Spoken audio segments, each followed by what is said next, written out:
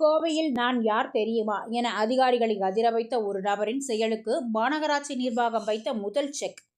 கோவை மாநகராட்சிக்கு சொந்தமான 10 கோடி ரூபாய் மதிப்புள்ள நிலத்தை மீட்டதுடன் ஆக்கிரமிப்பு செய்யப்பட்டிருந்த சொகுசு மதில் சுவர்களையும் மாநகராட்சி அதிகாரிகள் தரைமட்டமாக்கினர்.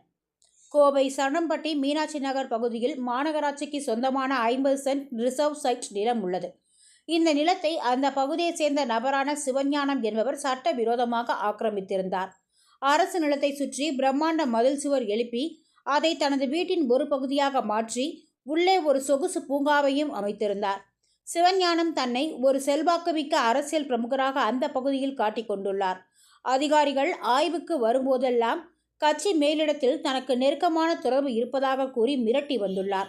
குறிப்பாக குருவாயூர் கோவிலுக்கு தங்க கிரீடம் வழங்க ஏற்பாடு செய்ததே நான் தான் என்றும் கூறி அதிகாரிகளை நிலைகுலைய வைத்துள்ளார். இந்த நிலையில் மாநகராட்சி சொத்துக்கள் பற்றி அறிந்த மாநகராட்சி ஆணையர் சிவகுரு பிரபாகரன், யார் என்ன சொன்னாலும் அதிகாரிகள் அடிபணியக்கூடாது, அவை அரசின் சொத்துக்களை ஆக்கிரமிப்புக்கு துணை போகக்கூடாது என அதிரடி உத்தரவிட்டார். இதனைத் தொடர்ந்து பலத்த போலீஸ் பாதுகாப்புடன் மாநகராட்சி ஊழியர்கள் சம்பவ இடத்திற்கு வந்தனர். பிரம்மாண்ட ஜேசிபி இயந்திரம் கொண்டு பல ஆண்டுகளாக ஆக்கிரமிக்கப்பட்டிருந்த மதில் சுவர்கள் மற்றும் நுழைவு வாயிலை இடித்து தள்ளினர். சுமார் 10 கோடி ரூபாய் மதிப்புள்ள 50 சென்ட் நிலம் மீட்கப்பட்டு உடனடியாக கம்பி வேலி அமைக்கப்பட்டது. அந்த நிலத்தில் இது மாநகராட்சிக்கு சொந்தமான இடம் என்ற அறிவிப்பு பலகை நடப்பட்டது.